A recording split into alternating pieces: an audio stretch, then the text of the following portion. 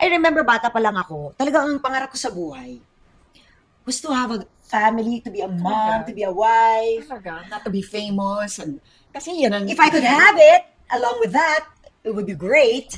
But then as a young kid, that's what I wanted.